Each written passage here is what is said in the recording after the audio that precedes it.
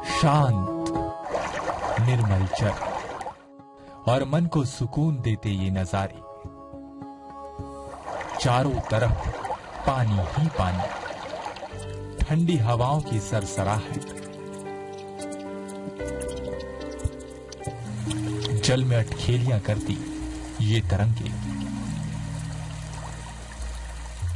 मन को जल संगीत का अनुभव कराती ये लहरें। अपनी खूबसूरती के मोह पाश में बांध लेने वाली कुदरती छटा। शहर की चकाचौंध और आपाधापी से दूर, बिना डोर के ही अपनी तरफ खींचने वाला ये माहौल। जल को छूकर स्नेह से तन को सहलाने वाली ये शीतल हवाएं। मीलों सफर की थकान और सारी मुश्किलें इस जगह पर आकर हो जाती हैं छूमंतर। मन को आनंदित करने वाला ये नजारा, प्रकृति की गोद में जल के बीचों बीच ये जन्नत, जहां वक्त कुछ पल के लिए ठहर जाता है। जल पर पड़ती सूरज की किरणों का मनोरम दृश्य, धरती पर स्वर्ग से अनुभूति कराने वाला नजारा। यहाँ जो भी आया वो कुछ पल के लिए यहीं का होकर रह गया। लहरों का ये रोमांच, जल राशि का ये गर्जन और सागर सा ये नर्तन कुदरत के बेलौस अंदाज को बयां कर रहे हैं। दूर दूर तक फैला ये जल संसार और उनकी ये रवानी प्रकृति की जीवंतता का ध्वज लिए खड़ी है। कुदरत यहाँ बाहें फैलाए खड़ी है। वो दे रही है आमंत्रण, वो चला रही है नैनों के बाण, वो खींच रही है उमंगों की प्रत्यांचा, वो कर रही है सुंदरता का संधान। विशाल जलराशि के बीच ही आबाद है जन्नत के कई जजीरे। शान से खड़े हैं कई खूबसूरत टापू। ये टापू संदेश दे रहे हैं कि संकट के सागर तने हो, डूब की जद में वजूद हो, तब भी हौसला ना खोएं, तब भी सिर ना झुकाएं, बेखौफ तने रहें तूफानी लहरों के आगे भी, क्योंकि जब आप डर को आंखें दिखाते हैं तो वो हार जाता है, ठीक इस जलाशय की तरह जिसकी लहरों ने जाबाज टापुओं के आगे घुटने टेक दिए हैं। जीत और हार के इस खेल ने यह कुदरत को सबसे खूबसूरत शक्ल में ढाल दिया है। यहाँ जादुई जल भी है तो अलौकिक थल भी। नमस्कार, धरोहर में आपका स्वागत है। मैं हूं आपके साथ तृप्ति सोनी। आज से हम आपको एक नए कलेवर और नए अंदाज में लेकर चलेंगे धरोहरों की सैर में। शुरुआत हम ऐसे ही धरोहर से कर रहे हैं जो आने वाली पीढ़ियों के लिए यादगार रहेगा। इस जगह पर आने वाला हर शख्स यहाँ बसने की तमन्ना लिए यहाँ से विदा होता है। इस जगह में जादू है, उमंग है, साथ ही ये स्थान सैलानियों के दिल में पैदा करती है जिंदगी खुशी से जीने की तमन्ना। तो देर किस बात की, आइए आपको लेकर चलते हैं मध्य प्रदेश के स्विट्जरलैंड में।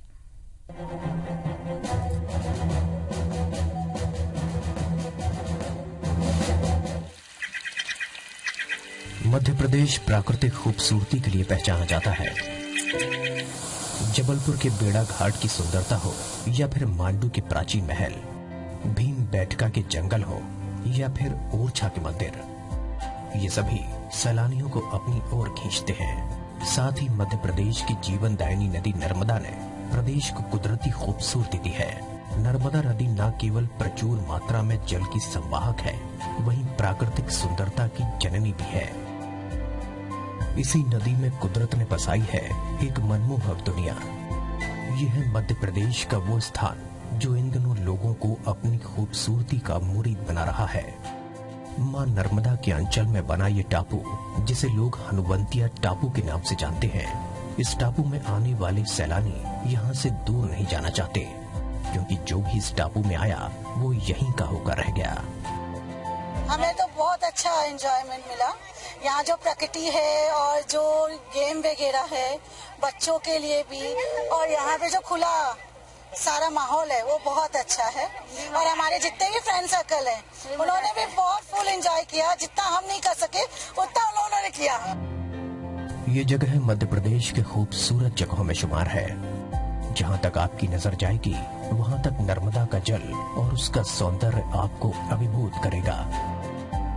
इस स्थान ने काफी कम समय में ही देशी विदेशी सैलानियों के मन में एक जगह बनाई है। ये टापू इंदिरा सागर बांध के बैकवाटर के एरिया में बना है, जिसे मध्य प्रदेश पर्यटन विभाग ने और भी ज्यादा खूबसूरत बना दिया है। सन 1984 में इस बांध की आधारशिला रखी गई थी और साल 2004 में ये बांध बनकर तैयार हुआ। लेकिन तब से लेकर साल 2004 तक ये कोई नहीं जानता था कि आने वाले दिनों में ये जगह पर्यटन के तौर पर विकसित होगी और पर्यटक इसके दीवाने हो जाएंगे। बहुत अच्छी जगह, जस्ट लाइक केरल की जो वो बनी है शिप वगैरह, वो काफी अच्छी है। ओलंपो जैसे केरल में जो है सेम बहुत अच्छा है। वहाँ पे भी रुक के हमें काफी मजा आया। अच्छा डेवलप किया गया है, ऐसा लगता है कि कोई नया पर्यटन स्थल बना दिया है और बहुत ही शानदार और बहुत ही अच्छा है। और यहाँ हम लोग बहुत बढ़िया पूरी टीम आई है, हम लोग 21 लोगों की, हम लोग शानदार एंजॉय कर रहे हैं। हम यहाँ नाइट होल्ड के लिए भी हमने टेंट लिए हैं और हम यहाँ नाइट रुके हुए हैं और काफी सभी लोगों को आनंद आ रहा है। ये बांध 98 करोड़ 90 लाख 701 एकड़ तक फैला है और इसे एशिया के सबसे बड़े जलाशय होने का दर्जा भी प्राप्त है। बांध में विपुल जलराशि का दायरा 985 किलोमीटर मिलियन घन मीटर है। साल 2004 से लेकर अब तक इस स्थान में सैकड़ों टापू उभरे, जिन्हें प्रकृति ने वक्त के साथ खूबसूरत बना दिया। उन्हीं में से एक है हनुवंतिया टापू, जहाँ नर्मदा नदी की इठलाती लहरें लोगों को मंत्रमुग्ध कर देती हैं। यहाँ आने वाला हर सैलानी इसे देखकर यही कहता है कि कुदरत बाहें फैलाकर उसे अपने आगोश में लेने के लिए बुला रही है। इस जगह आकर आत्मीय शांति का अनुभव होता है। पक्षियों की चहचहाहट और लहरों के समागम की ध्वनि अद्भुत होती है। यहाँ की खूबसूरती सैलानियों को जीवन जीने की कला भी सिखाती है।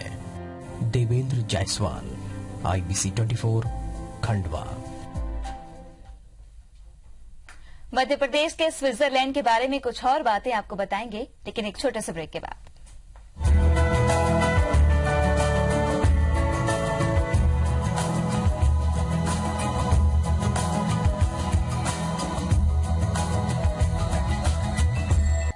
ब्रेक के बाद स्वागत है आप सभी का।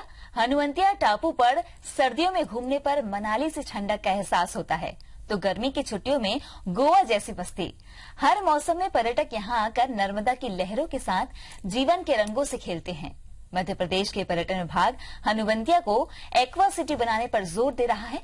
यही वजह है कि अब पूरे साल पर्यटक इस सुंदर स्थल पर भ्रमण कर रहे हैं।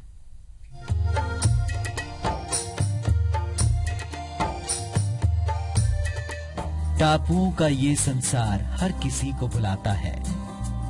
ये खुद में शांति और सौंदर्य को समेटे हुए है। ऐसे में भला कौन होगा जो यहाँ आना ना चाहेगा। टापुओं के इस माया लोक में आने के लिए कई साधन मौजूद हैं। विकसित हो रहे टापू पर हजारों पर्यटक पहुँचते हैं। हालांकि टापुओं को अभी और विकसित करने की जरूरत है।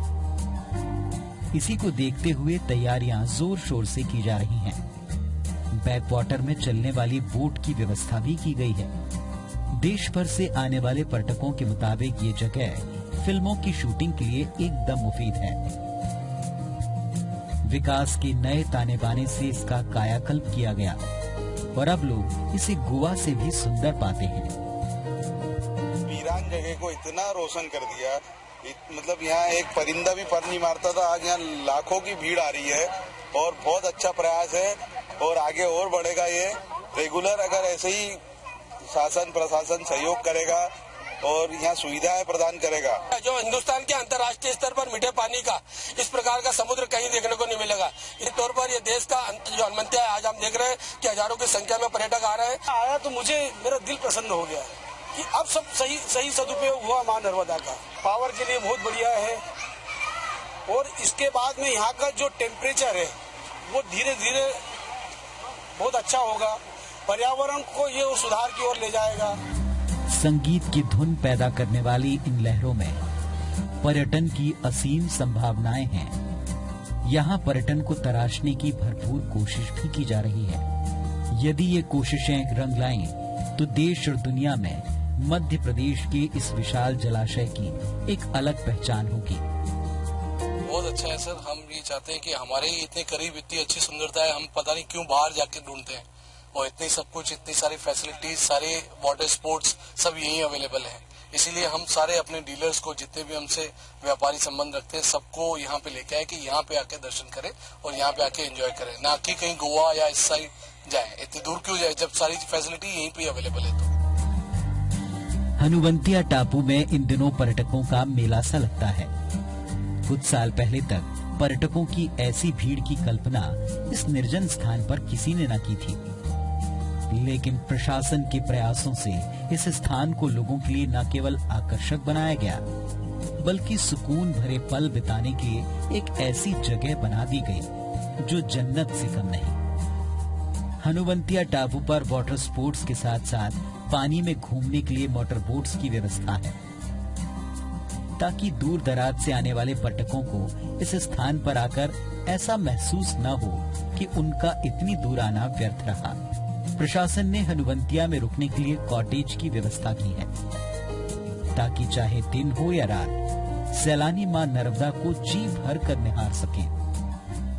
दिन में तो इस टापू का दृश्य मनोरम होता ही है, वहीं रात में जब चांद की दूधिया रोशनी टापू के पानी पर पड़ती है तो दृश्य कल्पना से परे हो जाता है। दुनिया में आप कई पर्यटन स्थलों पर गए होंगे, लेकिन ऐसा नजारा शायद ही कहीं देखने को मिले। यहाँ पर भरपूर पानी है और इस पानी पर दौड़ती हुई मोटर बोट्स आपको वो एहसास कराती है जो शायद किसी समंदर में भी ना मिले। यही कारण है कि हनुवंतिया का यह टूरिज्म स्पॉट कम समय में ही काफी पॉपुलर हो गया है और यहाँ पर देश विदेश के पर्यटक आने लगे हैं। देवेंद्र जायसवाल, IBC 24, खंडवा। अगर आप हनुवंतिया टापू में हैं और सिंगाजी टापू पर नहीं पहुंचे तो आपकी यह यादगार यात्रा अधूरी रह जाएगी। इसलिए हम चारों तरफ पानी से भरे सिंगाजी टापू टेम्पल पर आपको लिए चलते हैं और देखते हैं ये किस तरह से पर्यटक को अपना दीवाना बना रहा है।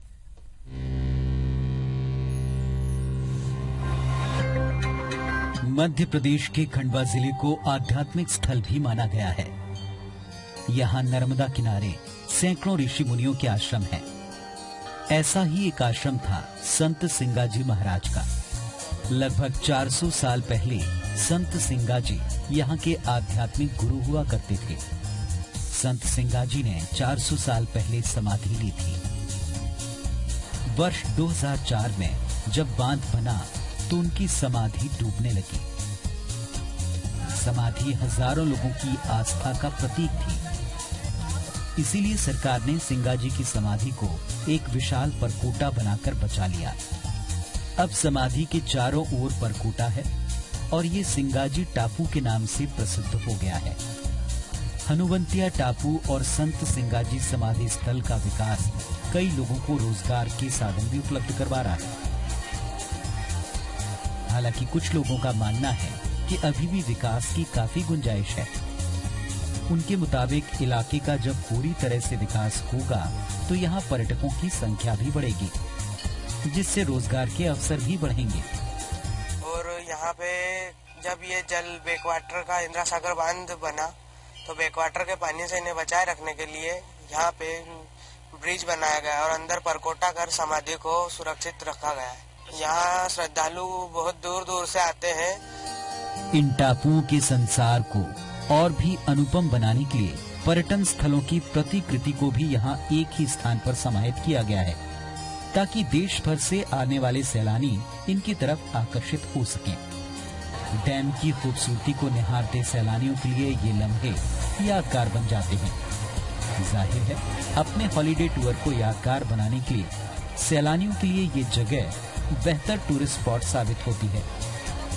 पर्यटन ने इस इलाके में विकास के नए द्वार खोले हैं। दर्शन करने आए थे तो हमें ऐसा पता चला है कि यहाँ बहुत साल पुराने सिंगा जी है, तो दर्शन करना चाहिए। हमें बहुत अच्छा लगा। बहुत अच्छा टूरिज्म स्पॉट है। बहुत अच्छा लगता है जब वो बहुत दूर दूर का जो हमको देखने को मिलता है और बहुत अच्छा महसूस होता है। इंदिरा सागर डैम से सिंचाई और बिजली की सुविधा मिल रही है। अब पर्यटन का विकास कर यहाँ रोजगार के अवसर पैदा करने की कोशिश की जा रही है, जिसको लेकर स्थानीय लोगों में उत्साह दिखा जा रहा है। देवेंद्र जायसवाल, IBC 24, खंडवा। धरोहर में वक्त है एक और छोटे से ब्रेक का।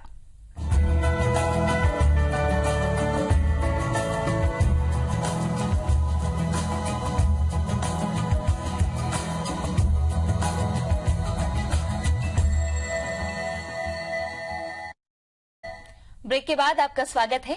इंदिरा सागर बांध में टापुओं की अद्भुत दुनिया को आकर्षक बनाने के लिए जी तोड़ मेहनत के साथ व्यवस्थित योजना भी बनाई गई है। हनुवंतिया टापू से लगे बोरियामलाल टापू, सैलानी टापू, कावेरी संगम और धारा जी को एक दूसरे से जोड़कर जलाशय के बीच सेटललैंड बनाने की भी तैयारी है।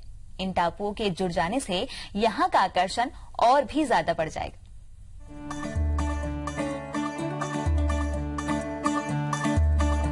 अगर आपको इन कुदरती टापुओं पर सैर करना है तो इसकी राह भी आसान है। खंडवा से इस स्थान की दूरी महज 50 किलोमीटर है और इंदौर से हनुवंतिया पहुंचने के लिए 150 किलोमीटर का लंबा सफर तय करना पड़ता है। मध्य प्रदेश के खंडवा जिले में स्थित हनुवंतिया टापू तक जाने के लिए अच्छी सड़कें हैं। साथ ही रेल कनेक्टिविटी भी इस जगह तक आने के लिए बेहतर है। यहाँ हवाई मार्ग से आने के लिए इंदौर या फिर भोपाल तक आ सकते हैं। भोपाल से खंडवा की दूरी लगभग 300 किलोमीटर है। टैक्सी के अलावा पुराने जमाने मीटर गेज ट्रेन से भी आसानी से खंडवा तक आ सकते हैं। खंडवा जिले के मुंदी ब्लॉक के नजदीक इंदिरा सागर बांध के पीछे एशिया की सबसे बड़े बैक वाटर पर बनाया गया टूरिस्ट स्पॉट हनुवंतिया, जिसमें मध्य प्रदेश सरकार प्रति वर्ष जल महोत्सव का आयोजन करने लगी है। सिंगापुर के सेंटोसा आइलैंड को देखकर निर्जन स्थल हनुवंतिया टापू को विकसित करने का ख्याल सरकार के मन में आया था। बेहद कम समय में ये आइलैंड बनकर तैयार हुआ है।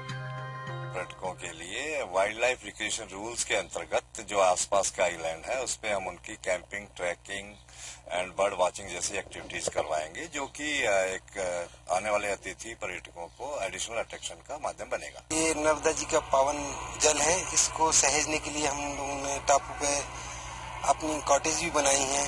तो बरसात के कारण जो नदी नालों में पानी बह जाता था, उसे बांध के रूप में रोक के हमने पानी को अपने देश या प्रदेश की सिंचाई में योगदान होगा। इसे मां नर्मदा एक पावन नदी है, ये हम सभी लोगों को ज्ञात है। इसी के रूप में हमने इनको धरोहर के रूप में मानते हैं। प्राकृतिक सौंदर्य के बीच यहाँ जल महोत्सव मनाया जाने लगा। कुदरती सुंदरता को समेटे इन टापुओं को एक दूसरे से जोड़कर सेंट्रल लैंड बनाने की परिकल्पना को भी साकार करने का प्रयास किया जा रहा है। बोरियामाल टापू पर घने वृक्षों के बीच टेंट हाउस बनाकर पर्यटकों को सुविधाएं देने की कोशिश हुई है। नर्मदा के विशाल जलाशय के बीच रात बिताने वाले पर्यटकों के लिए सरकार खुले मन से व्यवस्थाएं जुटा रही है। हनुवंतिया को विकसित करने के लिए बाकायदा एक मास्टर प्लान बनाया गया है, जिसमें वाइल्ड लाइफ को भी समाहित किया गया है। दूर दूर तक सागर से फैले जलाशय के बीच पर्यटन की संभावनाएं आकार लेने लगी हैं और सैलानी यहां आकर खुद को प्रकृति के बेहद करीब पाते हैं। देवेंद्र जायसवाल, IBC 24, खंडवा। धरोहर में आज के लिए इतना ही। धरोहर की खूबसूरत छटा के साथ फिर होगी आपसे मुलाकात। तब तक के लिए दीजिए इजाजत। नमस्कार।